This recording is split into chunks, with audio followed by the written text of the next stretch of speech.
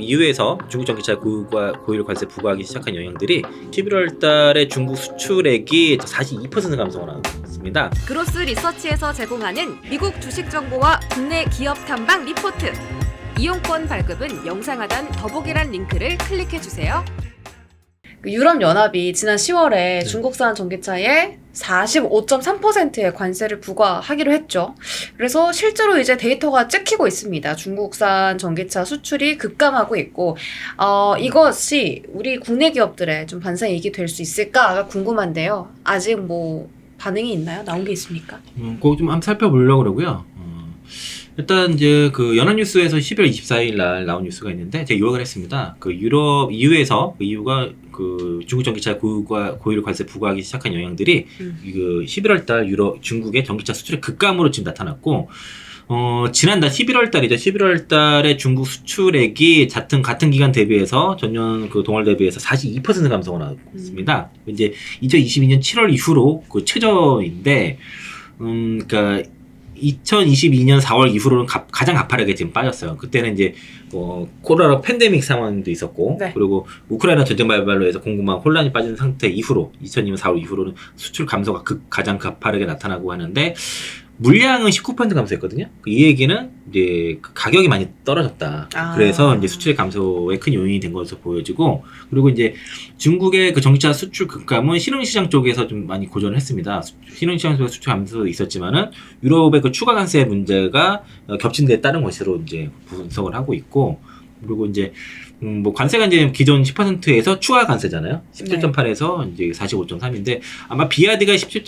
받은 게 이거 가지고도 거의 마진이 거의 똔똔일 거예요.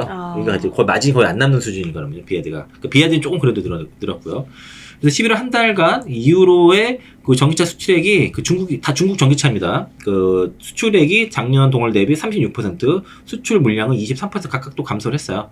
그래서 이제 그래서 아마도 이게 당분간 그러니까 EU 쪽으로도 보면 36% 감소가 된 거잖아요. 네. 그리고 물량도 23% 감소가 된 거고. 이건 전체고. 전체 신흥국까지 포함해서 이제 다시 2% 감소고 효과가 있는 거죠. 그래서 이제 그 신흥국 감소도 지금 그 11월 달 아세안 국가 회원 그 수출국 아시안 국가 회원국 상대로도 25% 줄었다는 거고, 라틴 아메리카가 이제 47% 감소를 했어요. 얼마 전에 이제 비아드가 이제 브라질에서 전기차 공장 짓는데 거기 뭐 노동 착취했다고 막 그래서 거의 노예 수준으로 그 인력들을 건설 인부들을 다뤘다 그래가지고 그 브라질 정부에서 건설 중단시켰거든요. 왜 그랬대?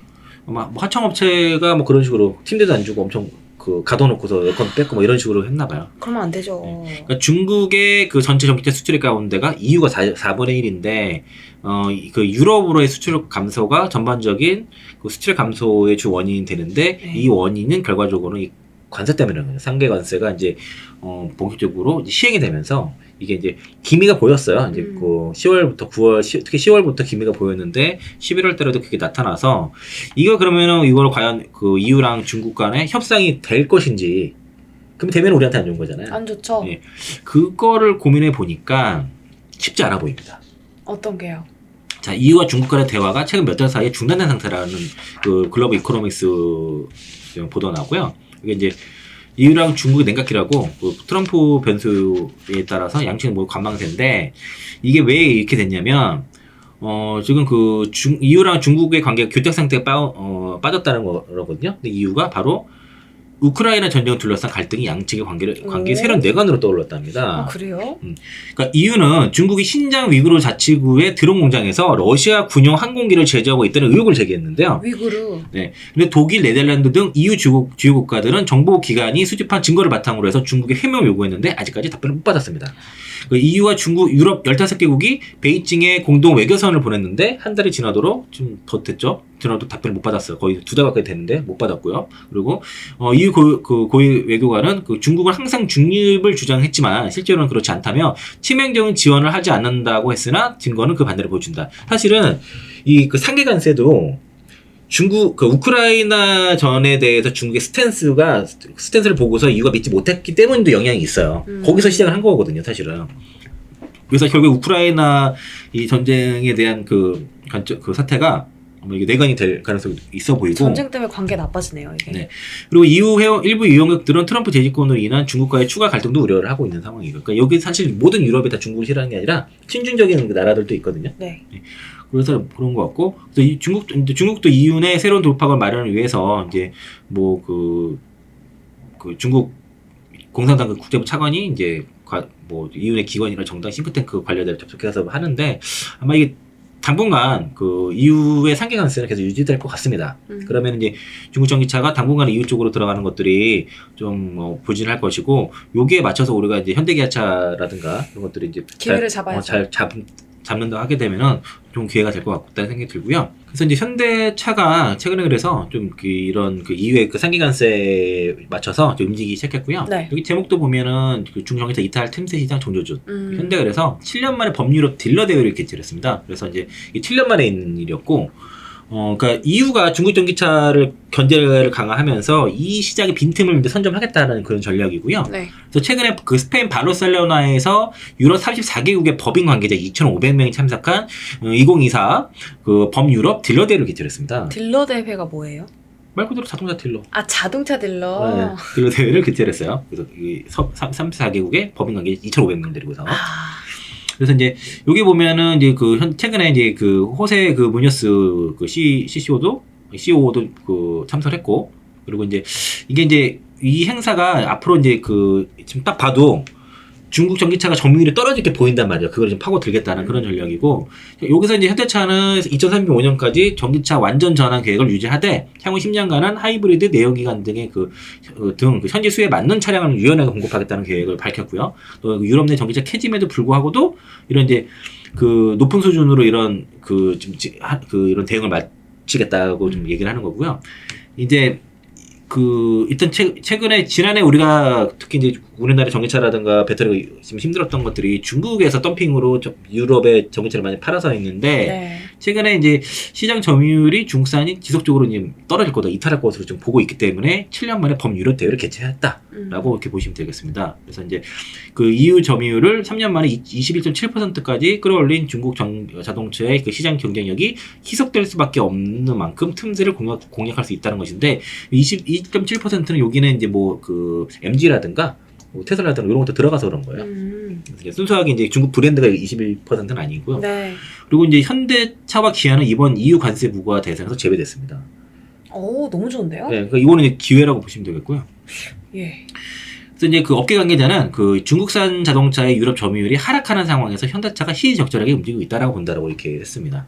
그래서 이제 현대차는 올 3분기 누적 기준으로 해서 이거 유럽 쪽이죠. 전년 동기에 대해서 1.4% 증가를 해서 역성장한 것보다도 조금이라도 성장을 하고 있는 거고, 이런 것도 이어진다면은 현대 특히 기아가 기회를 좀 많이 잡을 수 있지 않나라고 생각이 들고요.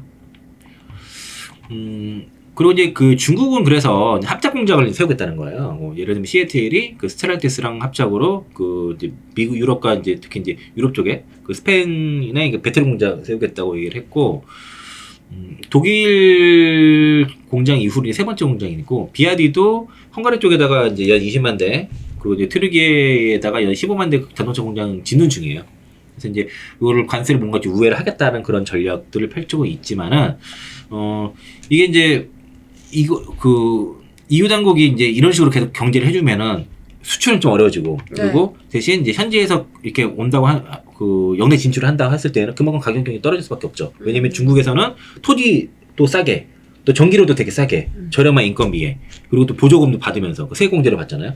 그렇게 할 수 있는데 유럽으로 갔을 경우에는 그렇지 못한다는 거죠. 일단은 전기료도 우리가 동등하게 되고, 그리고 이제 인건비도 마찬가지인 거고, 보조금도 받을 수 없게 되고 하니까 그만큼 가격 경쟁이 낮아질 수밖에 없기 때문에, 이런 이제 결국에는 수출보다 EU 쪽으로 갔을 때 그럼 또 수요를 잡는 것도 시간이 오래 걸린단 말이죠. 네. 그 시간을 우리가 더 벌 수 있어서, 그래서 이제 중국 전기차와 배터리 기업들의 가격 경쟁을 낮추는 그런 계기가 될 것으로 보여지고, 그래서 이제 어쨌든 이 부분은 우리 국내 배터리 업체들한테는 기회고, 아까 보신 것처럼 현대차한테도, 현대기아차한테도 기회다라고 볼 수 있겠고요.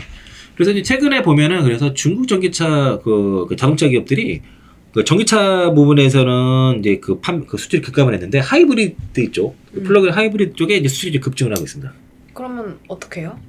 그러니까 그렇게 해서 그 하이브리드 쪽으로 좀 공략을 하고 있는 거죠. 거기서 판매를 하고 거기서 이제 그 판매를 하고 있는 건데, 근데 이제 그 하이브리드의 그 배터리 용량은요, 그러니까 그 전기차랑 달라요. 배터리가 아예 다른 배터리고 거의 뭐 한 8분의 1 정도 들어가려나 전기차 대비해서. 그리고 플러그 하이브리드는 한 3분의 1 정도 크기라서. 그러니까 얘네들 이거 많이 들어가도 그렇게 상관은 없어요. 우리 전기차 부분이 문제이기 때문에. 그래서 이제 그 전기차 관세 때문에 거기 전기차 수출 줄인 대신에 하이브리드 쪽으로 좀 수출을 그래서 그런 식으로 좀 그 대응해 나가고 있다는 것이고, 그리고 그래서 하이브리드 판매가 전년 그 7월에서 10월 사이에 전년 동기 대비해서 거의 뭐 3배 증가했다 그러더라고요. 많이 올랐네요. 네, 그래서 중국이 유럽에 수출한 자동차 중 하이브리드 차와 그 플러그 하이브리드가 차지한 비중은 18%인데 올해 1분기가 9%였는데 그 2배 올랐다는 거죠. 그리고 다만 중국의 유럽 자동차 수출에서 전기차 비중은 같은 기간에 1분기에서 62%에서 58%로 감소를 좀 하고 있는 거죠. 아마 이거는 점점 감소 가능성이 높아요. 이런 네. 관세가 유지된다 그랬을 때는. 그리고 비아디의 하이브리드가 뭐 그 도요타라든가 이런 모델과 이제 경쟁이 되는데, 그 비아디가 주로 사실 더 많이 파는 게 그 절반은 이상은 하이브리드를 판다고 보시면 돼요. 그리고 나머지는 이제 그 전기차를 그 블레이드 배터리를 이용해서 파는데, 희한하게 이제 그 블레이드 배터리, 그 LFP 배터리는 하이브리드 가격으로 가게 되면은 화재 위험성이 좀 높습니다. 고시 레이트를 들어가기 때문에 그런 거라서. 그래서 이제 이런 뉴스가 나왔는데, 뒤에 보면은 이게 한국에도 뭐 진출한다 이런 식의 뉴스가 있었어요. 뭐 쓸데없는 얘기다라고 볼 수 있겠고, 어쨌든 지금 중국은 이런 거 관세에 맞춰서 이제 일단 전기차가 막히니까 하이브리드라든가 이런 쪽으로는 가고는 있지만, 요것도 이제 임시 방편인가를 보고 임시 방편 이런 거를 좀 보여주고요. 그리고 그 한국무역협회에서 그 보고서가 나온 게 있는데, 그게 이제 그 신EU 집행이 통상산업 주요 추진 정책 전망이라는 보고서가 나왔는데, 여기서 이제 그 유럽 시장에서 그 중국과 우리나라 기업들이 굉장히 치열하게 경쟁을 할 거다라고 예상을 하면서, 그 K 배터리 산업은 기술력 그리고 생산 능력, 연구 개발을 둘 다를 통해서 강력한 경쟁력을 유지할 것이다라고 얘기를 그렇게 하고 있고, 특히 이제 NCA랑 NCM 쪽에서 이제 그 기술력을 발휘하고 있다는 것이고, 또 ESS도 마찬가지라서 여기에 대해서 이제 글로벌 시장에서 경쟁을 가지고 있는 상황이고, 특히 이제 대규모 생산 시설을 좀 구축을 한 상태라는 거죠. 이 부분이 가격 경쟁력과 공급의 안정성을 높이고 있다는 것이고, 또 R&D 투자도 꾸준히 하고 있어서 이 부분이 이제 그 향후에 이제 미래 시장에서도 경쟁이 유지하는데 기여를 할 것이라 전망을 했고요. 네. 그러면서 이제 그 K 배터리 글로벌 시장 점유율은 23년 기준으로 약 30%에서 25년 40% 이상으로 증가할 것으로 예상한다. 라고 이렇게 얘기를 했고, 그리고 특히 유럽 시장에서 경쟁이 치열해지름에 따라서 K배터리 점유율이 더욱 확대될 것으로 기대된다는 게 제가 앞서 말씀드렸던 것도 있지 않습니까? 관세라든가. 네네. 관세. 예, 그러니까 그런 이용들. 제외됐죠, 관세. 예, 예. 예, 그런 것 때문에 이제 아마 올라갈 것으로 예상하고 있는 것이고요. 그래서 이제 아까 마찬가지로 그런 기술력, 생산 능력, R&D 투자 덕분으로 해서 이런 이제 25년까지 이제 전기차와 이제 ESS 시장 급속히 성장에 따라서 뭐 수요도 증가한다, 점유율도 올라간다라고 보는 것이고, 그러면서 유럽 시장에서의 어떤 글로벌 리더를 자임할 수 있다라는 보고서가 있습니다. 요거가 투데이 에너지라는 곳에서 12월 23일자 기사인데, 요거 한번 천천히 다 읽어보시면 좋을 것 같습니다. 네.